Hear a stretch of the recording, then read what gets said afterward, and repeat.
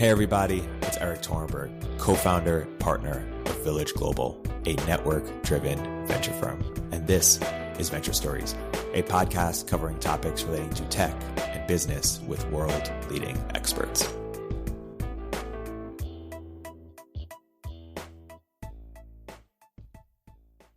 Hey everybody, welcome to another episode of Venture Stories by Village Global. I'm here today with a very special guest, Isaac Morehouse, founder and CEO of Crash. Isaac, welcome to the podcast. Hey, thanks for having me. So Isaac, you've been in this sort of world for the education world, the sort of entrepreneurship world for a while. Why don't you give a brief background of what you're now doing at Crash and what you did before to get to this point? Yeah, so at Crash, we are creating a talent marketplace specifically for entry-level non-technical talent, really people who are looking to get their first professional job and they're not specialists. They're not really sure. They're not like, oh, I want to be a coder. Or, oh, I know I'm going to go into practice law. They're kind of generalist types and they've got some skill and ability, but they're looking to get started.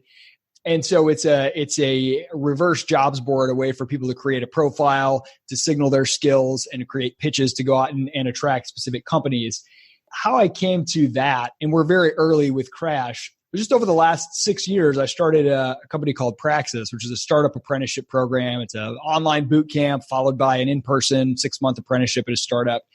And for a similar audience, people who want to get their career started. And I created it as an explicit reaction against the college to career sort of conveyor belt idea as a, look, if you want to start your career, and you're coming right out of high school or whatever, what's the most direct route to get there? And the idea that you would sit in a classroom separated from the marketplace for 4 years, and that's supposed to make you more able to navigate the marketplace. The analogy I like to use is, and this is nothing radical on your show, I know, but the analogy is like, if we taught bike riding the way we sort of prep people for careers, it would be, you spend 20 years studying bikes and looking at pictures of them and labeling them and learning the history. And then you're dropped off in the middle of the highway. It's like, okay, congratulations, go ride. You've never gotten to try one, So the idea was to create something that makes that transition much easier. Get the basic stuff you need to not be a complete idiot on your first day on the job and have some value to offer.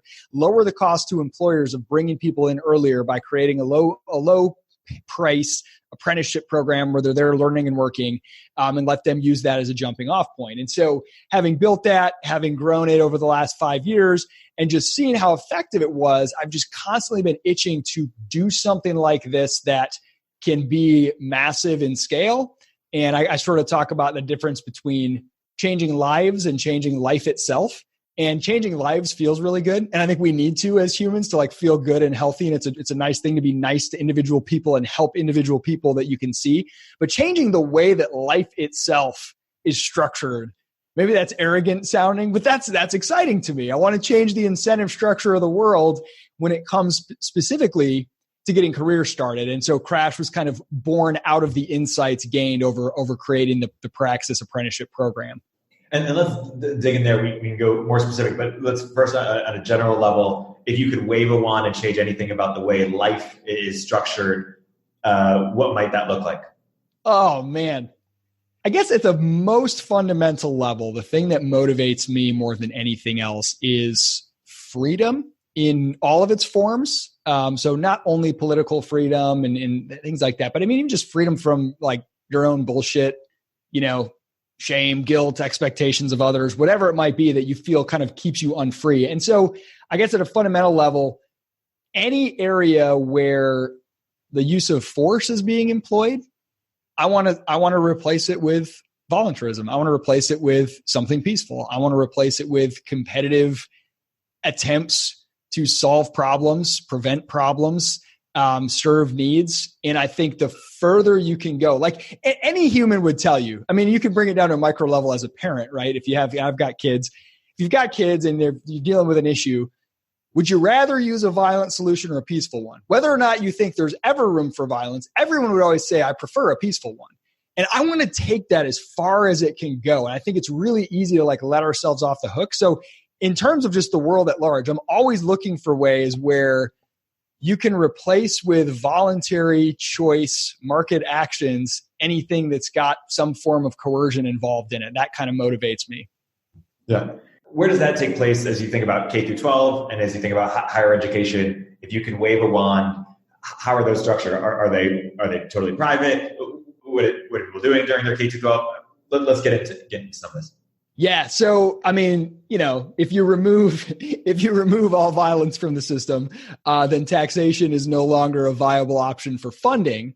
And so what you get is systems and services that have to compete for voluntary dollars. Now, those can be contributions, those can be customers paying, those can be third parties paying, like businesses paying to have a school set up. And all of those things you see to a degree now, but the market is so inefficient because no one really knows what's valuable, because so much of the money is coming from a system that is about voting, which is an artificially low-cost way to indulge in irrational biases. If you ask people, what do you like? They'll say nice things and they'll vote for them. I mean, this is why customer discovery is more than asking people opinion polls, right? And so, the education system, absent all of the kind of interventions and market distortions, it's hard to know exactly what it would look like. It's abundantly clear that there is tremendous demand for training, for education. I mean, the fact that everyone is forced to pay something like $12,000 per student per year on average for K through 12 alone, and so many still go out of their way to pay even more to do additional things with their kids or to do something else, shows that there is a massive demand there. And then obviously when you move into college, you have all these market distortions. So I think you remove those and what you get is something really, really exciting. Now, the thing that excites me is you don't need to wait, right? So I'm not going to wait around for any policy change. I'm not going to wait for people to be like, you know what, taxation is a bad idea. You know what I mean? I'm not worried about that. I want to look for points where because of the lack of accountability to the market, the services are delivered so poorly that there's still tons of room to innovate around those institutions. And you see this all across the spectrum of education. I was homeschooled myself, and we're sort of homeschooling our own children. And in the college range, everything from things like Praxis to, coding boot camps, there's a massive world of things emerging to compete with those sort of centrally provided services. And that's what excites me is to rather than arguing about what governments ought to do, I would rather just provide alternatives to consumers and say, look, this is better. You're going to get better outcomes, and allow the market-based alternative to win out over time. And that's kind of what my focus is on. So I don't know if that's too broad, if I'm not getting down to your question enough. Really, well, I'll get it in different ways. One, let's start with homeschool because you're experiencing it. Do you think that there will be a multi-billion-dollar company doing sort of like an Airbnb for homeschool? Can homeschool be a viable alternative at scale for, in the next 10 years, will there be, 30% of people doing homeschool or something? How do you expect that to evolve? I think it's going to continue to grow. I'm hugely bullish on homeschooling as a market. So when I grew up, homeschooling, it was borderline illegal. I think it was when my parents started doing it. My mom was a certified teacher, so she was okay at the time. And it was pretty much only people doing it for religious reasons. Today, here where I live in Charleston, South Carolina alone, which is not like a large homeschool community, there's 3 or 4 different very loose networks of homeschooling. There's kind of the hippie, crunchy, homeschoolers. There's the religious Christian homeschoolers. There's the purely academic, almost elitist, wealthy people who are doing this because they did a bunch of research and realized that this is going to make their kid get the best learning outcomes. And then there's kind of a fuzzy area in between of people who are just sort of in between. Their kid wasn't doing well in school. They're not sure. And you have these networks and it just grows so much. Growing up, it was I would say I was homeschooled and people would look at me weird and be like, oh my gosh, I'm so sorry. That's so weird. Now, if anything, parents will say to us, they almost feel envious, man, that's cool. I wish I could do that. Right. So even the people who aren't doing it see it as a desirable option. So I think it's a huge growth market. And I think that even the term homeschooling is maybe a little has too much specificity or baggage to describe, I think, what's happening, this flowering of choices where kids are doing things like going to a school 2 half days a week that maybe doesn't have homework, or going someplace that gives them a little structure, or doing some combination of online, or there's things like these, Sudbury schools that are like these democratic free schools. And so there's this whole range of options. And the pain points are, and the opportunities for, I think, startups are things like shared resources and peer groups. So when you're maybe 12 and under, homeschooling, like, it's just so amazing. And there's almost, the downsides are so little compared to the upsides. Once kids get to be in their early teens, they really crave. And by the way, when you're younger, being in mixed age groups is really, really beneficial. It's so much better than being in age segregated groups for those kids, for their learning and all these things. Bullying basically disappears. Like, it's pretty amazing. When you get into the early teens, kids not only want to be around a lot of other kids, but they want to be around kids in their same age range more than ever. And they want that connection. And I think for homeschoolers, that's where it's a challenge, because the choices are join a big, giant public school. And the kids often are like, I don't really want to do all that stuff, but like, I want to have a social group somewhere.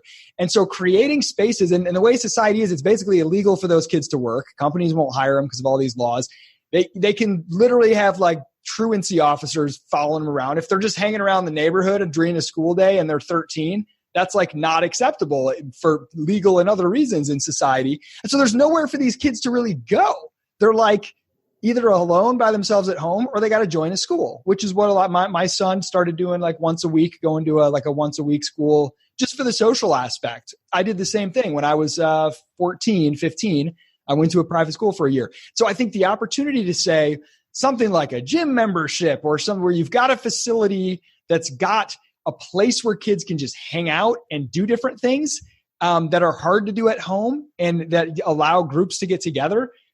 I think that's just like a market that's waiting to explode. The problem is it's very fragmented. Homeschoolers are very fragmented. It's all word of mouth. Like, the distribution channels to reaching that market are incredibly difficult. And I know, because Praxis customers are disproportionately homeschoolers. And so like, we get them, but we get them through this concentric word of mouth, as they all have like siblings and friends. And it like has this positive loop over a long period of time. So put your venture capitalist hat on. Do you think there will be a company that touches homeschool, or is infrastructure for homeschool that's $1 billion company in the next 10 years, or do you think it'll be too fragmented? Yeah, I think in the next 10 years that can happen. I definitely do. I think the biggest challenge is actually branding, because that's the way to get a large enough audience. You have to have a known brand that people interested in homeschooling, self-directed education are like, yeah, that's for us. And because of that fragmentation, the branding has to be very careful, right? You can't be strictly religious. The market's not big enough for that. You can't be hostile towards religion, because then you're losing out on most homeschoolers. There's got to be some brand that encompasses the spirit, and it's practical, but it still has a little bit of some spirit to it that doesn't alienate. And I think that's going to be the tricky part, but that's changing naturally already. And is Airbnb the model here, in the sense of, do you think parents who homeschool their kids would also homeschool other kids for some of the social benefits? And could people make a living being homeschool teachers, or, Yeah, that's a really tough question to say. So there are people that make living being homeschool teachers. There is some of that. And I think that market for sort of tutors and like formal classes, there's plenty of room to grow there. But I actually think the bigger market is one for something that facilitates something more like unschooling or self-directed learning, where it's like, look, what you really need is, I think about if you've never heard of the Sudbury Valley School, I encourage you to go look it up. It's a really, really cool place. It's been around for a long time. And there's some others that have opened. But the main thing is, it's like kids of all ages go there and they show up, and they don't have to come any given day, but they can go any day, and they do whatever they want all day, literally. And there's parents there just as like, we're here to answer questions and make sure, if somebody's dying, we can do CPR. I mean, it's very run by the kids. And what that provides is like, because unfortunately, societally, we're not at a place where most people just don't want kids around to sort of be a part of the real world. They're like relegated to these cinder block cells and bells buzzing, telling them where to go. So giving them a place where they can sort of live free during the day, that's just a facility to hang out. I honestly think that is a bigger need, and it reaches so many people with different learning styles. Some people might want to come and spend the time actually studying, and others might want to goof off. So I think just like facilities alone, safe facilities where you can come and have your kids be in an environment that's largely self-directed, is actually even though it's more radical, I think it's got a larger, faster growth potential than something that's like, we offer structured classes and we connect you with tutors. Yeah. And what's the business that what sort of tools would help self-directed learning? I think about it doesn't take much these days. So you put a kid in a resource-rich environment, which today is like you're hooked up to the internet. That's half of it. But I think things like think about the things that kids are really interested in right now. YouTube, everybody wants to have a YouTube channel, which some people think is like depressing. And there's some poll about, Chinese kids want to be astronauts and American kids want to YouTube. Oh, isn't this terrible? I don't think that's terrible at all. I think it's rational and I think it's kind of exciting. I mean, when was the last time NASA did anything to get a kid excited for one thing? And just the idea that they want to have independence. They want to own their information, their brand, their voice, their ideas, talk to an audience. Like they look up to YouTubers for a reason. So I think, imagine like WeWork. I think WeWork is more the model than Airbnb. Not to speak on WeWork's, everybody has different opinions on whether it's sustainable. But I think the idea of a facility where it's like you've got studios where kids can do video editing and things like that, and they can, book those out and rent them. You've got places where things that are harder to do at home, even like music, like it's hard to crank up the electric guitar and play with a band in the middle of the day in a neighborhood, where there's all these coordination costs. So, or things like any kind of equipment or tooling that's expensive or hard to maintain in one place, leather shops and crafty type stuff, like the kind of things that kids are into at that phase anyway, that have lower barriers to entry, but that have sort of facilities or equipment that are inconvenient in a household and that have a benefit to being done in groups. I think that's a phenomenal model. And if you just add some co-working for adults. I mean, I always wish I love it when my kids work around me, when they're just around the world of commerce and exposed to it.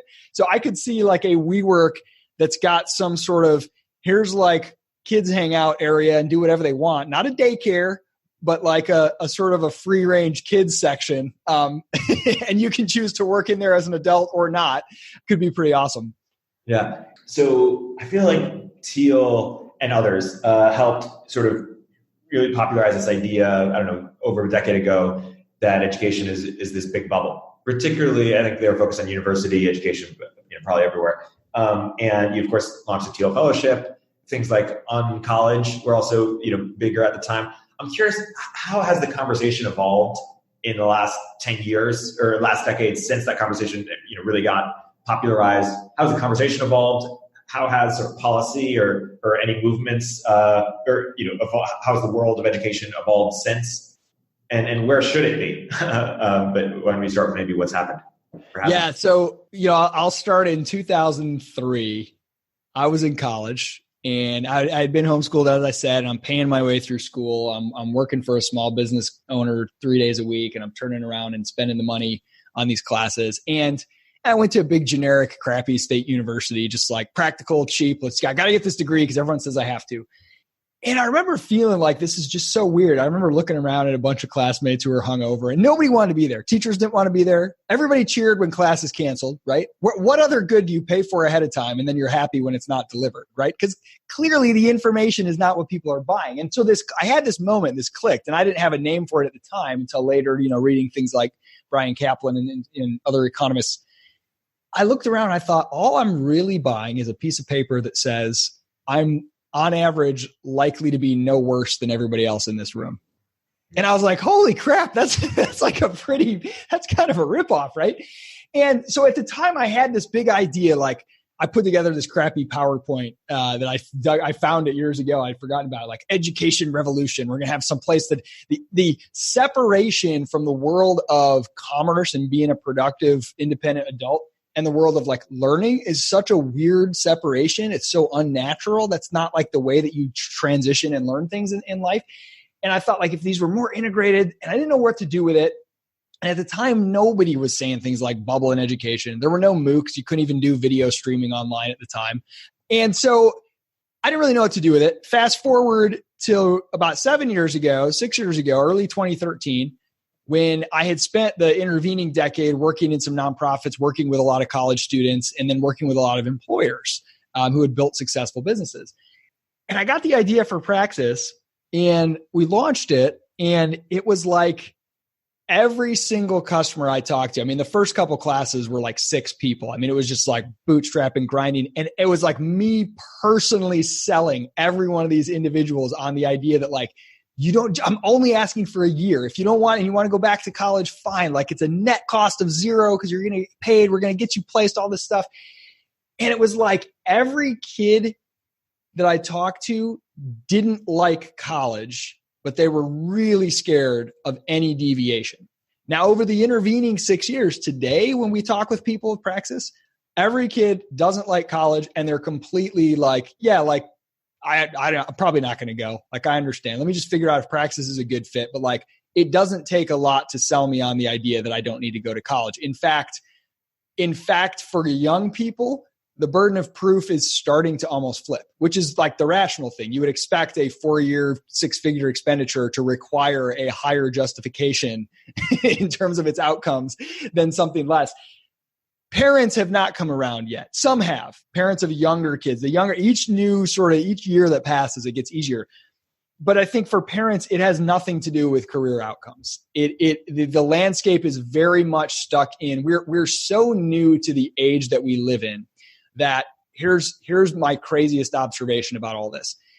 It is so easy, shockingly easy, to win great jobs and opportunities, even jobs that say they need degrees or need experience. None of them do. None of those criteria are true. So easy if you go out of the box and just do something a little creative and a little different. You can spend 1 week of hard work and get more results in terms of winning a job than 4 years in almost any college for any degree if you want it bad enough. So that begs the question, or leads to the question, why do so few do it? And I think it's the draw of normal. Being a normal failure is less scary than being an abnormal success, or being abnormal and increasing your odds of success.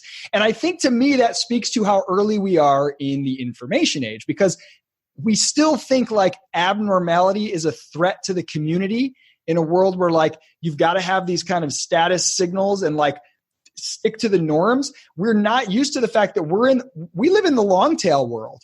Abnormal is rewarded. Niching down and finding your strange niche of being like a yoga instructor who does blacksmithing on YouTube. That's like a way to dominate the world now, right? Being deviation and standing out, because you now can convey so much more information, it's so much more valuable. But I think we're still adjusting socially to the idea that deviating from the norm, we think that's more dangerous and it's actually safer than just sort of following the dominant path. And so you're seeing like parents are having a hard time. Their whole paradigm has been, I need to be thought of as a good parent by other parents, which is like one of the greatest motivators for all parents. And we lie to ourselves and say it's other reasons, but it's very hard to combat that desire to be thought well of.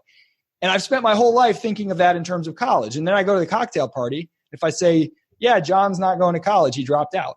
No matter how successful and happy John is, I feel like a loser in the eyes of my friends. Whereas I say, oh, Sally, she just got a great scholarship and she's in college. She could be utterly depressed and hating her life, and I will feel good about the fact that my friends will think highly of me. That's a very hard thing to overcome. And so the norms around those things are changing very slowly. And I think that's kind of why we haven't had the big explosive collapse of any bubble.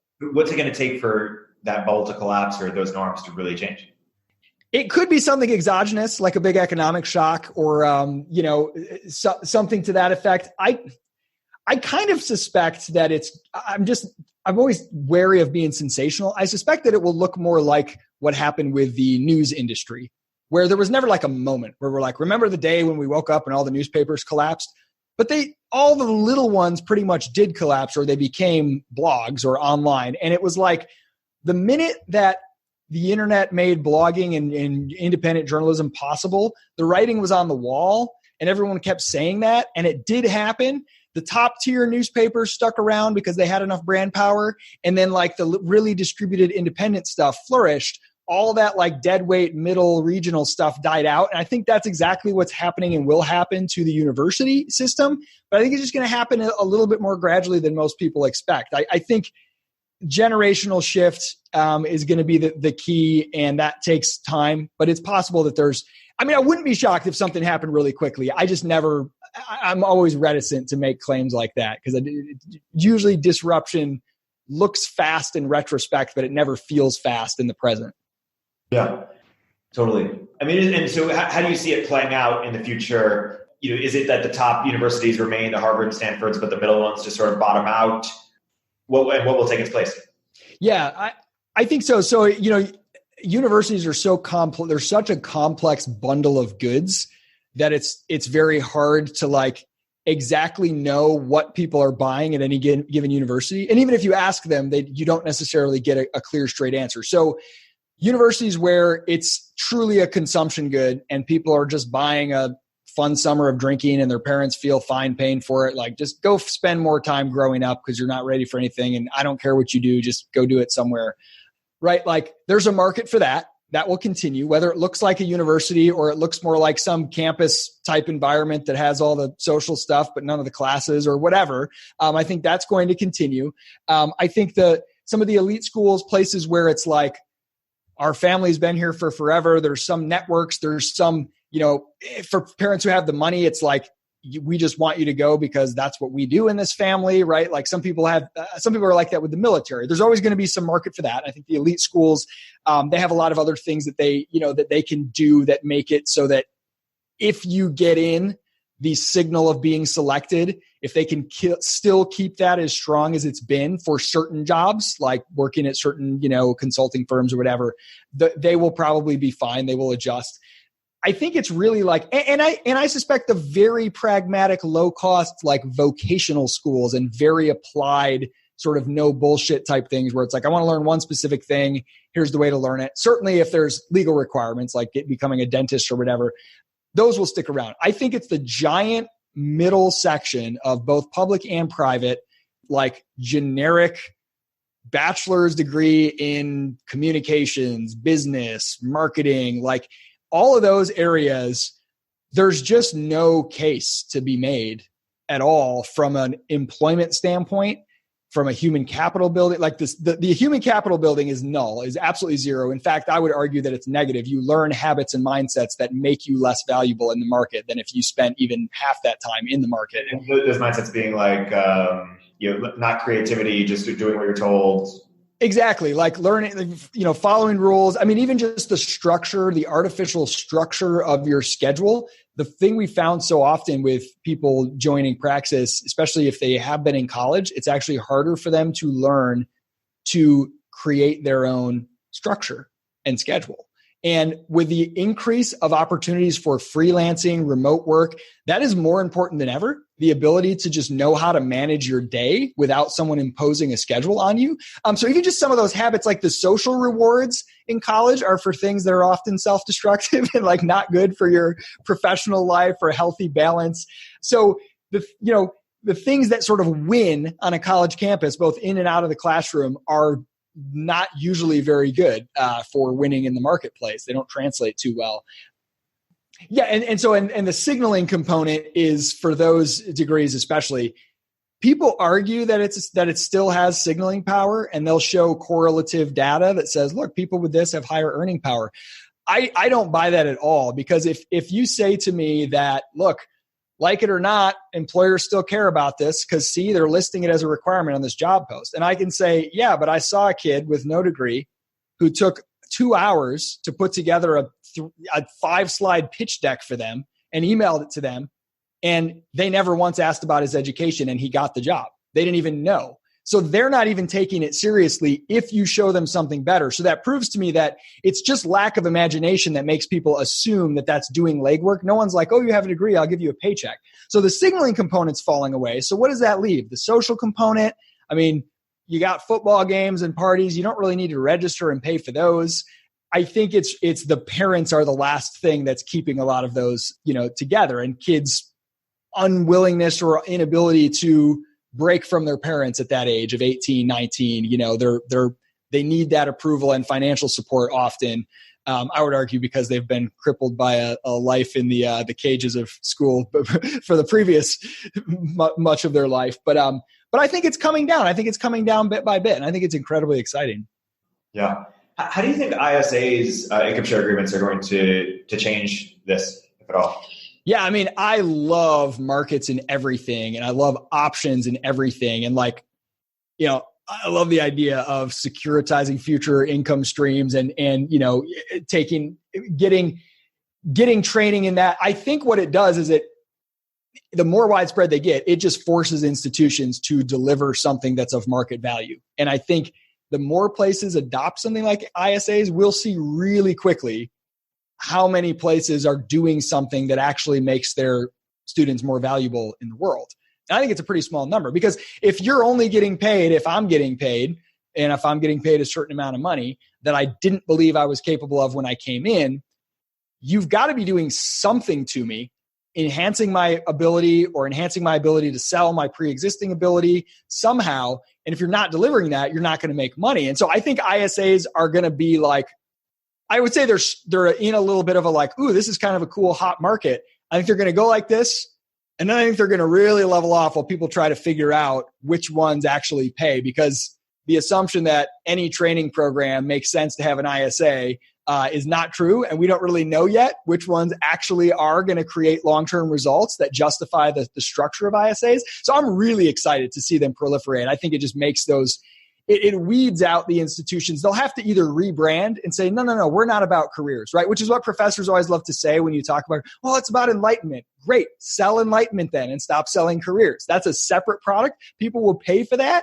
People love to pay money to go, spend a time talking about ideas at some awesome weekend seminar or something. Like, there's a whole market for that, but separating those things, I think separating like the credential from the classroom, the employment credential from the classroom, is the healthiest thing for both. Because it's a terrible learning environment, by the way, when nobody's there for the knowledge. Like, I've guest lectured at college classes before, and it's so depressing. Like, no one wants to hear me talk. They're just there waiting to get that they checked off that they attended, versus speaking at a conference during the summer that no credits offered for, that kids voluntarily come to. That's a great experience because they're there for the ideas. So I think this separation will this unbundling will be healthy all around, and ISA should play a part in that. Yeah. When you say about markets and everything, but I guess what you're saying is, yeah, for people who are offering enlightenment, they should just sell that. And you wouldn't have an ISA on that because, it's unclear that leads to higher, like, people just pay cash. Yeah, absolutely. Absolutely. And you can pay cash. You can have there's all kinds of nonprofits that do that now, that there's summer seminars on every topic imaginable that kids can go to for free if they really want to, because there are philanthropists that want people to be able to go. There are people that want to pay. Yeah, I agree. It's the claim that the human capital you are going to gain will directly enhance your earning potential. That's the claim that people have clung on to the longest with college, because they're like, pretty much everything else has fallen away. Like, yeah, but you still need it to get a job. And now that it's more and more clear that that's only true where legally required, it's like, okay, you better have something that you bring to the table that can prove that you're going to enhance my earning potential. And an ISA is almost like table stakes at this point. If you're looking, it is for college alternative programs, right? Because customers are ready. They want to know that you have skin in the game. As college's religious belief starts to, our belief in it falls away, it will be the same thing. Like, if you're going to claim that you're going to make me better, you got to show me that you're incentivized to do so, Yeah. I keep wondering, what's it going to take for parents to change their minds on sort of the sanctity of college? Because PUTL does compare it to religion or to church. And yeah, it's so deep rooted. Yeah, it needs to be sort of a collective act. I don't know. I guess one question is, what needs to be true for that to happen beyond what you've already talked about? Two is, what do you think about people who are trying to make, different kinds of, like Minerva, are those incremental, or are those truly disruptive? Or alt schools trying to do that through K-12 through 12? What about just like different kinds of institutions? Yeah, I never like to sort of speak on like what a market ought to be doing as a whole. I want to see as many things as possible, but I do, for like me, I don't get excited enough about, hey, we're a better college, or in the world of signaling, hey, let's create and sell a better signal.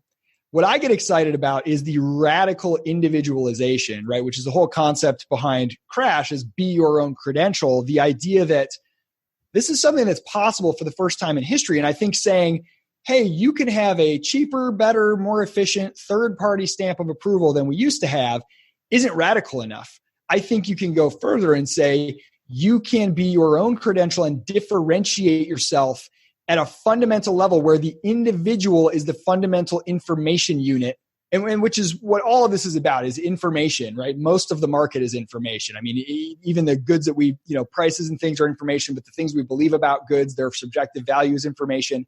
And saying that rather that you are the fundamental unit, you own your information, and you can demonstrate, to borrow from the crypto world, through proof of work, here's what I have built, what I can do, what I'm capable of. Let me show you in a way that's incredibly hard to fake. So it's a costly signal. It's genuine, rather than asking you to trust a third party, which has all kinds of ways that it can be gamed. I mean, you think about the way that degrees are granted, like nobody even knows what goes on. Nobody, you submit a paper and one person looks at it and they give you a grade, and you do this hundreds of times, and then you get some stamp that says something happened behind closed doors, and we're just going to try to trust that this works because there's been some correlation in the past.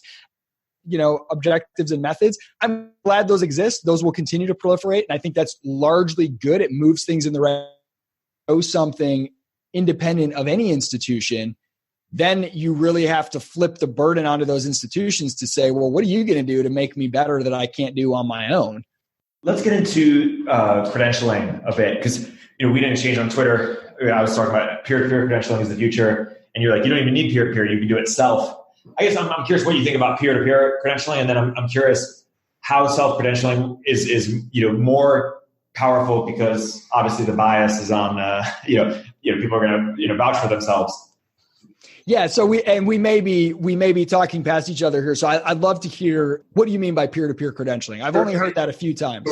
Sure. So what I mean by that is basically what Harvard is it's a credential that says I don't know how many people they have per class, but 5,000 people or whoever amount are really impressive.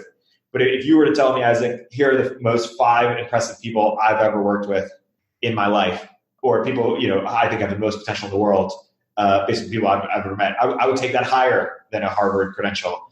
And you have that list in your head. Everyone has that list in their head, but that's not legible on the internet anywhere. So I'm like, we're leaving a lot of value on the table here by not, having that formally. So I'm thinking a lot about that, if there's a way to make that legible. Yes. Okay. So I love that. We're very much on the same page. I would see that as a slightly more specific subset of what I mean when I say be your own credential. So I almost see it as out there in the world, you've got Me Inc., you've got the product of you, and you need a sales and a marketing effort. And I would say the marketing effort is sort of, here's my body of work. Here's stuff I've built. Here's my brand. You've got to be findable by the right people. So I give an example all the time of a kid I met who said he's really, really interested in financial literacy and he's passionate about it. And I Googled him and I didn't find a single thing anywhere about it. And I said to him, if I happen to know a guy who is writing a book on financial literacy and looking for somebody to edit it as a project to get started, I would never know to think of you, because you need to market yourself. You need to share your work. If you're listening to podcasts on financial literacy, share your podcast notes in a blog post, write about it publicly, let it be findable, right? That's part of your brand, your marketing.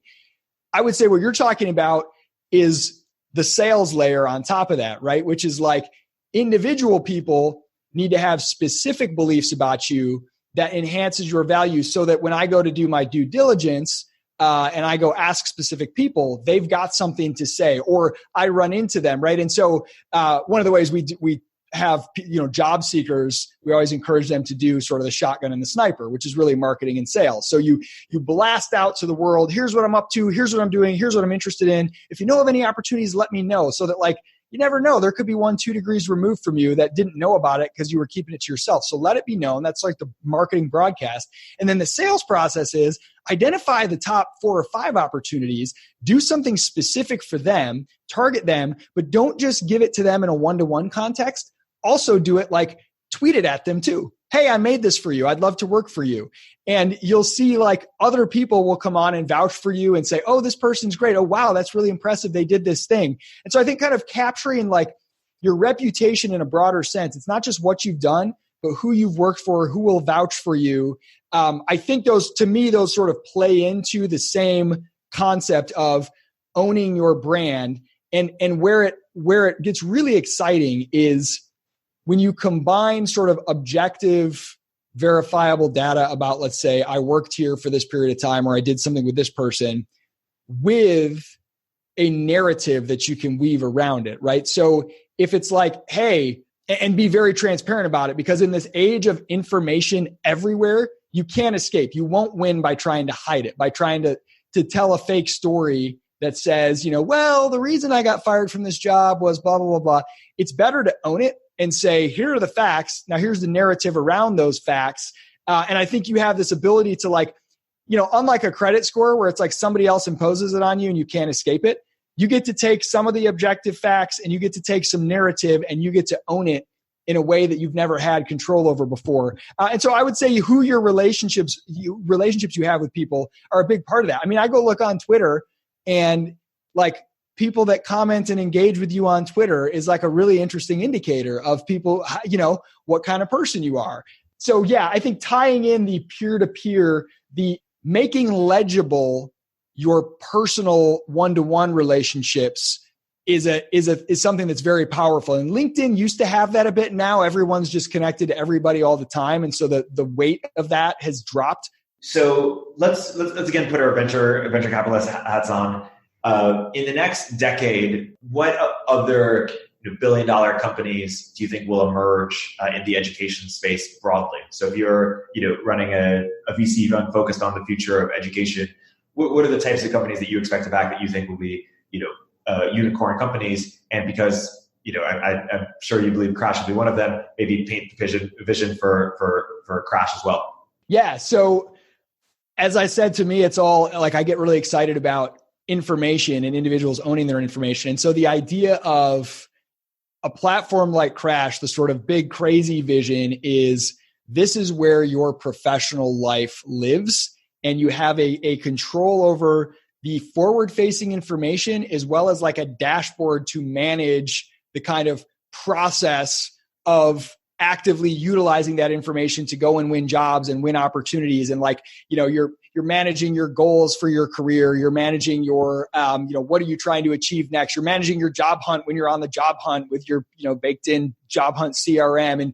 And you're allowing sort of professional me to be on this platform and to create this marketplace so that rather than say I'm hiring for a bunch of business development reps, instead of going out there, posting a job posting somewhere, which are almost universally badly written because it's nobody's full-time job to write compelling job postings, yes, no, or even a hire, yes, no decision. Ultimately, that's what I love, without even worrying about the whole front end of the funnel, because you're able to sort of access all of this rich information boiled down to the most compact signals that can connect you to those opportunities really, really quickly on both sides of the market. So I would love to have sort of the global talent marketplace, active marketplace, not just a static place where your information resides and maybe people can search it and stuff. I think LinkedIn is which is incredibly valuable. I'm not as much as everyone hates LinkedIn, it's incredibly valuable.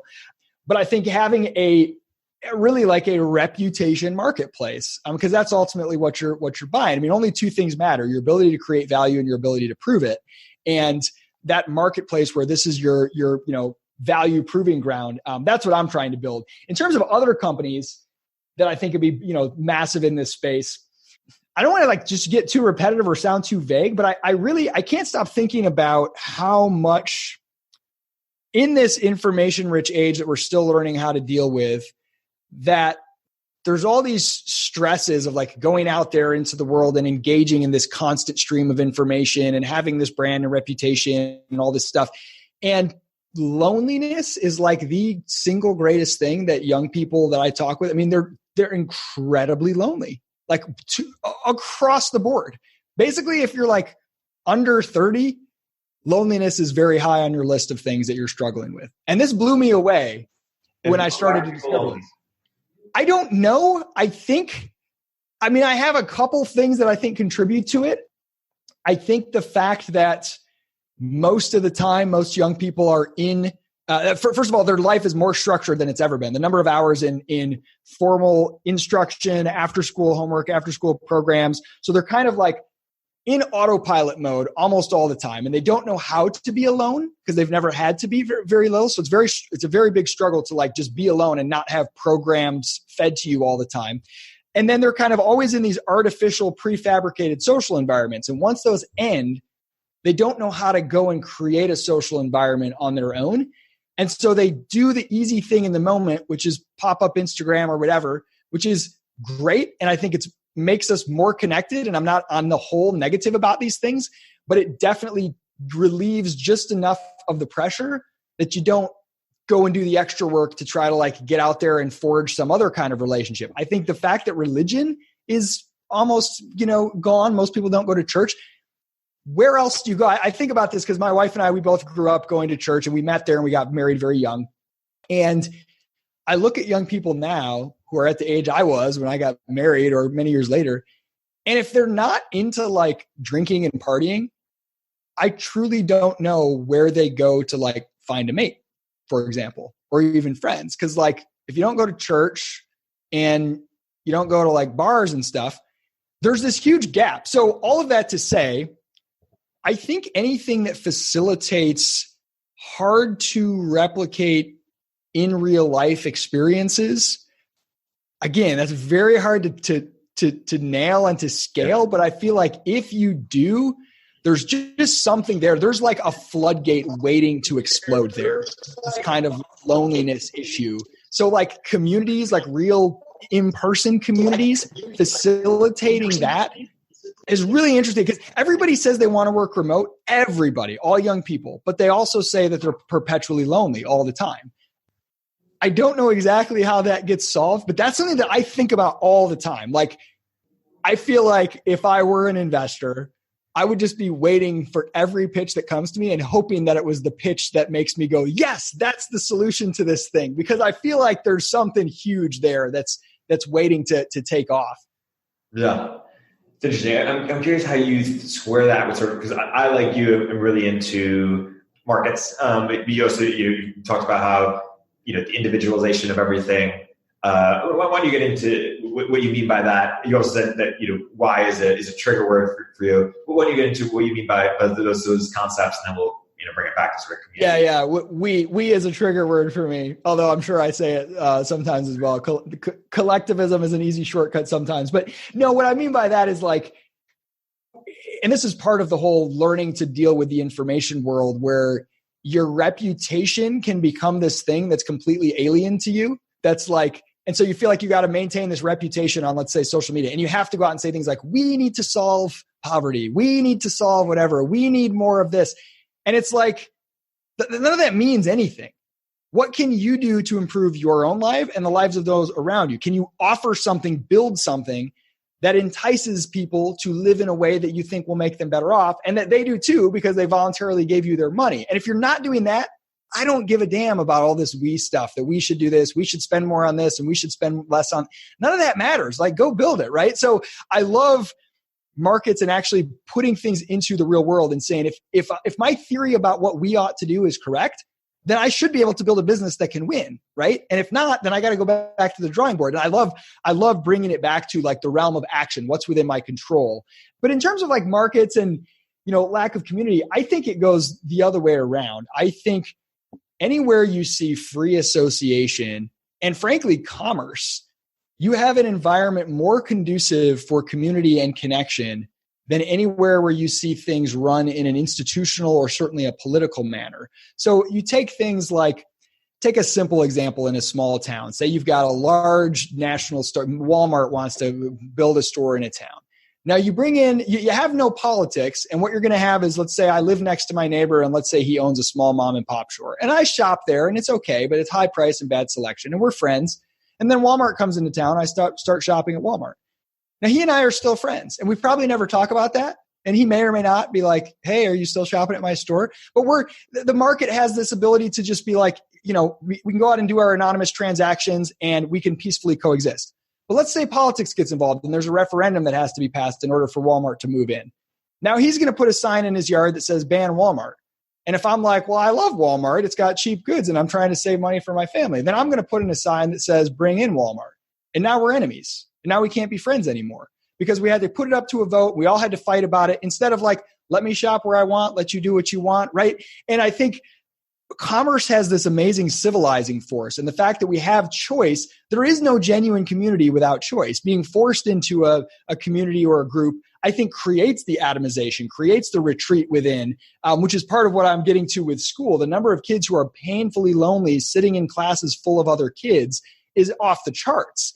And I think allowing kids to like explore and figure out how to make friends and sort of get out there in a more market-based way, or even go get jobs and interact in the broader world with people of different ages. I think that helps solve the problem. So to me, it's like you can only be a part of an individual if you are first, or a part of a community if you are first able to manage yourself as an individual. And so like having the freedom to do that is sort of a precondition rather than in conflict with the idea of overcoming loneliness. Yeah. I mean, how would you respond to a viewpoint that said, hey, maybe there's some truth to that, but maybe there's also truth to the opposite, which is because we have all this freedom, we're endlessly, optimizing, choosing, trying to get us an actual, your religious community, let's say you were part of a community growing up that was very internet connected, you actually didn't choose that. Or basically that markets and is somehow sort of, or the proliferation of markets is sometimes at odds with communities because the more independent you are, the less you need a community. And the more dependent you are, the more likely you are to feel connected to somebody else who's taking care of you or is dependent on you. You're interdependent. Yeah. So the greater the extent of the market, the greater the interdependence. So you take a country or a community that's completely self-sufficient. How connected are they going to be to the next door community, right? If anything, they're probably going to be hostile. What is it? I think it was Bastiat that said, if goods don't cross borders, armies will. The more that you are mutually interdependent on one another, markets breed trust and interdependence, right? Like when I go to in an economy that has at least a somewhat thriving market in groceries, that's not completely overwrought with intervention. When I go to buy fish at the store, I never even think to check if it's poisoned, right? Because I have like trust in the market process that I'm engaged in, and that allows a very like relaxed, carefree environment where people can connect much easier. If you go to a very corrupt or heavily regulated country, everybody's like holding money up to the light to see if it's forged. Nobody trusts each other. People are bolting their doors all the time, right? An area where the market is more robust, the interdependence is actually more. So retreating from markets, what it does, markets raise the cost of conflict with other market participants. And so when you reduce the number of other people you're participating in the market with, you are essentially lowering the cost of getting into fights with those people, directly or indirectly. And so I think it's just the opposite. I think it's a tremendous civilizing force, both on the micro and the macro level. So if I would say, hey, I think markets bring us together a lot globally, certainly. But there are some instances in which, it was likely, 50 years ago or some period of time ago where you were, more likely to have more contact with your neighbor, more community with your neighbors, people that are living from you. And maybe you're more likely to hurry young and be content with that. And now there's sort of an endless choice or an endless hyper optimization, which can have some, negative community effect. Like to me, it's not a surprise that you'll be richer but more lonely, or you'll get the thing you want, but you might be, there might be some adverse effects. Would you say, hey, there might be some adverse effects, but overall it's just way better, or rather be free and lonely than more dependent and less lonely? Or would you say that no, I dispute the premise that loneliness has no correlation to further capital markets? Yeah, so there's sort of a couple answers to that I would give. One is I always want to be careful about assuming that markets are the cause of a given thing because markets are so distorted here. So take the sort of, drive into your neighborhood and you don't connect with your neighbors or whatever. I think a lot of that is a result of highly distorted markets and things like land use, subsidies to highways, and like there's all kinds of things that sort of incentivize a certain structure, even of neighborhoods or cities, in the way that they're planned, in the way that zoning restrictions, building restrictions. So I think you get things like people coming in as, San Francisco is a great example. You can't build any new houses, so the prices keep going up. So more people come in that are rich and have social lives that exist elsewhere, not in the city. And then you move in and you have these neighborhoods where nobody connects with each other. That's actually a cause of an artificial imposition on the market. So it's always hard to know when and where those are, how much is sort of market driven versus distortions. But I would say that the key question is always this. I think these are like the most important 3 words when you analyze any of this stuff, is compared to what? So you can take a given state of affairs and say, I don't like this state of affairs, but compared to what? And so if it's like, here I am, I'm in my neighborhood and I'm not super friendly with many of my neighbors. I don't feel like anybody's, connected. They're all just busy working or whatever. I don't like that compared to what? What am I imagining as being an alternative, and how would I bring that about? And when you propose anything that's like, okay, well, let's ultimately, I don't want to put too blunt a point on it, but this is ultimately what backs all policy. Let's get some guys with guns to threaten everybody if they don't do this or do that. I can't think of a scenario in which I'm like, yeah, that seems to make things better in the long term for everybody. This is a good incentive structure. And even the ability for someone to have that power, it attracts so much danger and so much. The people who are the most nefarious will by definition be attracted to it and will be best at gaming it. And so I feel like there are things in the world that suck. Scarcity sucks. Disease sucks. There are things that just are hard to deal with. But having a system in which people can voluntarily try to figure out what way they want to deal with those best is going to result in better outcomes than saying, let's just create like a little monopoly over here and let whoever is capable of wresting control of that monopoly run everything. I think that's going to be an inferior way of going about it. So it's not I think we just be careful of the nirvana fallacy that like, well, I don't like this, so if government got involved, it would be better. I feel like that's dangerously naive.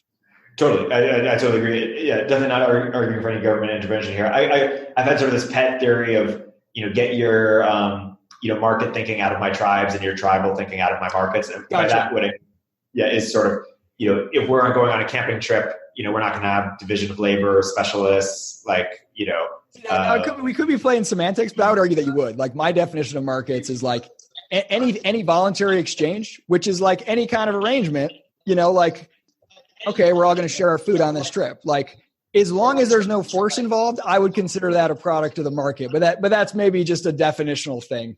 Right. I guess what I mean is, like what we wouldn't do is, say that I'm a, way better performer than, your parent, you don't give allowance to your kids based on, the rate of, I guess maybe to some market fundamentals, but hey, one kid washed dishes way better than the other, so they, should deserve, their productivity rate should be this versus like. Yeah, I would agree with that. I would say that an outcome like, you're going to get paid by your marginal productivity, blah, blah. That's not the market. The market is the bucket, right? The market is the process, which is just an open process. And that's a mechanism that tends to emerge under certain market conditions, right? So that comes back to sort of Coase's theory of the firm. And again, it's all about information costs and transaction costs. When you get to a point where the information costs get too high to sort of informally regulate those things based on just fairness, norms, whatever, you have to start doing things like creating contracts and doing things that as you get greater extent. Now, those bring their own inefficiencies. And so the greater the ability to overcome those, the better. So I would just say, like, rather than to predetermine which arrangements apply to which situations, if you just allow an open process, you will have them emerge in a way that's very rational. Like nobody runs their family like they run a firm because they don't have to. There's really high costs to running a firm in that way, but they just happen to be the agency costs happen to be lower than the transaction costs of running it a different way. And that's changing as well, obviously, which is why we're having more freelance and all this stuff. So that's what I'm always leery of is I guess the idea that any one of us can know where one arrangement works better than another without allowing an open process of discovery for that to happen. You know what I mean? And that process is what I would refer to as the market, not any particular outcome of it. Talk a little bit about your idea behind creating companies that incentivize the wrong people to do the right things for the wrong reasons. So I used to, sort of like my passion in life has always been kind of like expanding my own sense of freedom and freedom broadly. And I used to think that politics was a way to do this. And I was disabused of this notion. And I remember I started studying public choice theory. And when I worked in politics, I started observing in practice how inefficient this was. And I'll never forget, I came across this quote by Milton Friedman where he said, the solution to our problems is not to elect better people. If we do, they'll just do, they'll either get kicked out of office or they'll end up becoming bad people or do bad things. The solution is to create an environment where it's politically profitable for the wrong people to do the right things. And I think anytime you are trying to do anything in the world, whether it's a business or otherwise, where you're like, look, if only people were different than they were, this would be great. You're fighting a battle that's not only you're not going to win, like people can change, but you have to create the incentive structure that makes them want to on their own without telling them you're bad unless you become different. You're fighting a losing battle and you're going to become like a self-righteous asshole in the process and probably a tyrant. And that's a very, very dangerous, it's very easy to do. And all of us sort of do it to some extent here and there. And again, this is the whole thing about this world of information everywhere and reputation management. It creates this weird bifurcated thing where we all feel like we're in this phase where everyone thinks we should be judged based on, or we should judge others based on whether they're good people, their intentions, and what they're trying to do. And I think that's really, really dangerous. For one, you just can't really know with any effectiveness. It can easily turn into unruly mobs. But ultimately, I just want a world that's awesome. And if I can create a bit, think about what would do more good for a world. Creating a business that makes it easy for really good people to do really good things. And to, for the really right reasons.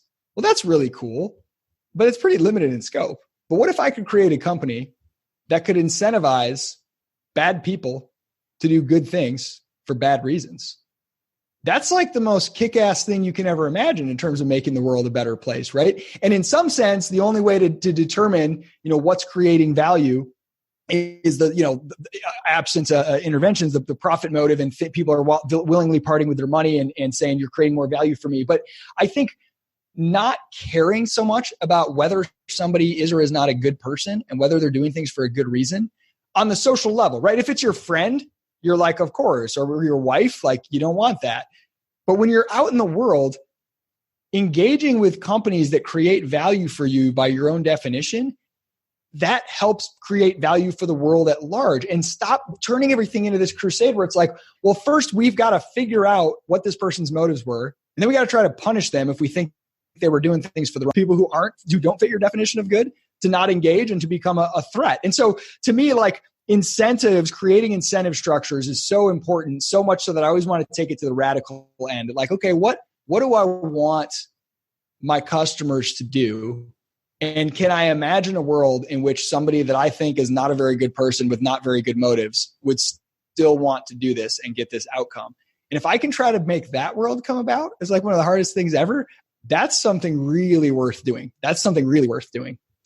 And that's what crypto, or that's what got so many people excited about crypto. Yes, it's exactly. It's like game theory. And it's like, let's forget about good intentions. Let's assume the worst intentions. Can we make a system robust enough to turn that into good? And I think that's a great heuristic to apply to any business. Like if you want to talk about a business that does social good, it's something that can pull off that magic. What are examples of those kinds of businesses, or what's one example of business that does that? Well, I mean, if you get broad enough, I actually think it applies pretty widely. So let's just take an example of a ride sharing. Let's just take Lyft. If you say to me, some random person with a car, I want them to help somebody without a car get where they need to go fast and efficiently and safely. Wow, that's a really good thing. That random person with a car, they could be an asshole. Doesn't matter. It doesn't really affect anything. They could be doing it for the wrong reasons, to get money to buy something that's self-destructive or whatever.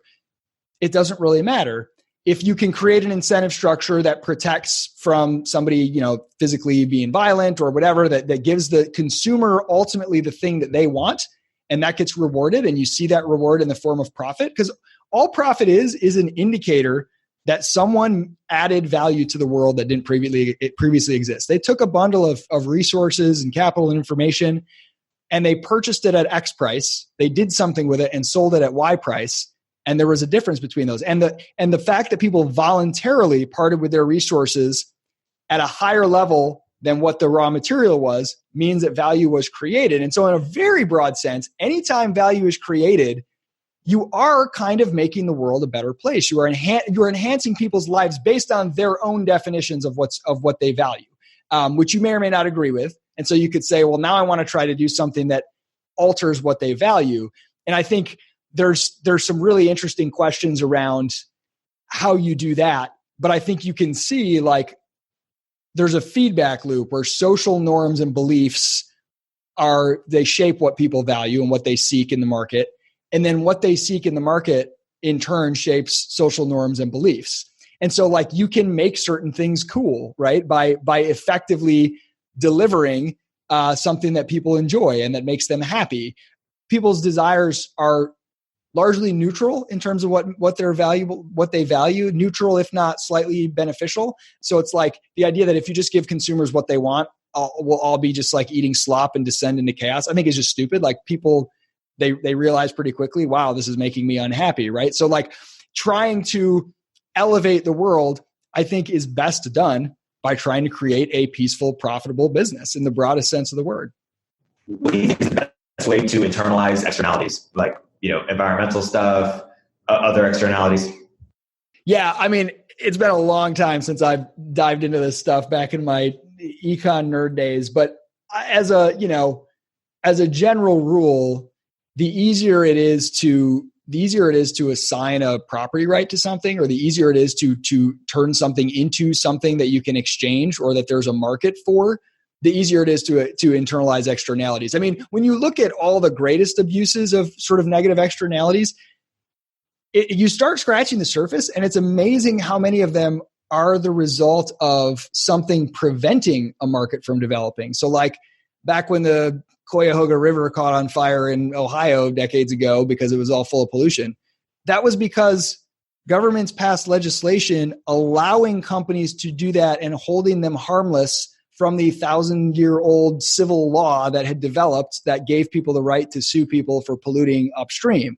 The BP oil spill was a direct result of a policy that the EPA passed that incentivized deep offshore drilling because they wanted the revenues by saying you will not be held liable for accidents. They made something that was artificially, no insurance company would want to insure that in a free market because the risk is so high if it goes wrong. So they artificially reduced the risk, which is just exactly what happens with student loans, right? Like it's artificially reduced risk by saying it, you put a cap on, et cetera, you're backed by the federal government. And so often, not always, a lot of these externalities are the result of not letting markets happen. Like common law and the ability for people to sue based on damages incurred is like really, really awesome and should be really, really robust. And when things are put in place, often well-meaning, like tort reform or whatever, to prevent those abuses, I think it creates these giant pockets where these things can happen, and then they get taken over and turn into public policy battles, which is just a fight over who gets to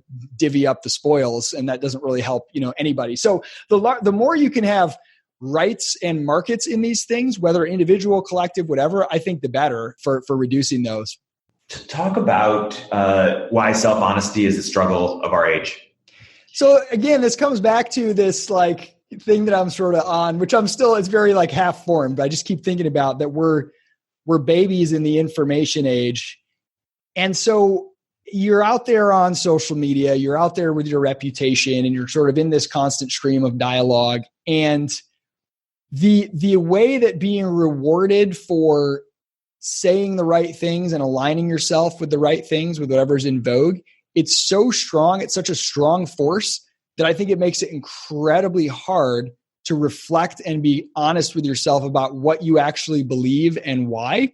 And so the desire to have the good opinion of others, which is nothing new, but the constant numerical tally of where you stand in the good opinion of others is new. And so there's this constant drive to like get that right and like win in the game of whether you're on Twitter or whatever. And that makes it incredibly hard to know what you actually want. And this is this constant thing. So like I find this, I blog every day, and I've been doing this for years, and I don't have like a massive blog audience or anything, but when you start to get an audience, I think all creators have dealt with this for years, you start to face this huge conflict of like, what's me and what's me appeasing other people. And now this is not something that's unique to platinum selling artists or whatever. It's like all of us all the time. We're constantly facing this struggle of like, what am I doing for me? What actually is like me in my essence? And I think not being good at being alone with our thoughts, not being good at sort of stepping away. And I'm not one of these like retreat from social media types. Like I'll do that from time to time. I love it. I gain so much more positivity than negativity. But I found that the burden of learning what I really want and separating that from what I want people to think that I want is like incredibly challenging. And as you create a brand, it can be a liberating way to open up opportunities, but can also feel like a trap. So if I go out there and say, Erik, my one goal in life is to make Crash be $1 billion company. Now I've spoken that out there and that's part of my brand. Now what if one day, a couple years down the road, I realize I don't like that model and I would like just a nice, steady, what people would call a lifestyle business. Now, if I've immersed myself in the worlds of venture capital and I've gone out there and whatever, that's like a shameful thing, right? Even though objectively it might be a great life, like now I have to contend with my own brand as a force that's trying to like battle with me for my own sense of what I want. And so just constantly coming back. And I think I find it really healthy to occasionally do things that shock people, not just for its own sake, but as a reminder to like keep the weeds from growing in and making your identity trapped by what you've done and what you've put out there and what your social media reputation is. Or like leave a platform right when you're on the top and be like, okay, I'm the king of Instagram. I'm going to quit Instagram now and only do a new platform that I'm a total noob on. Like practices like that, I think are increasingly important to try to stay raw and figure out what you actually want instead of just sort of like becoming the result of dopamine hits.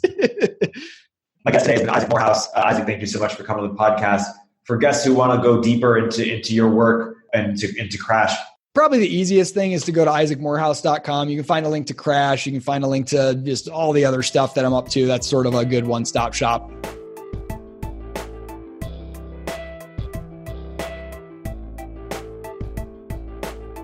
If you're an early stage entrepreneur, we'd love to hear from you. Please hit us up at villageglobal.vc/network catalyst.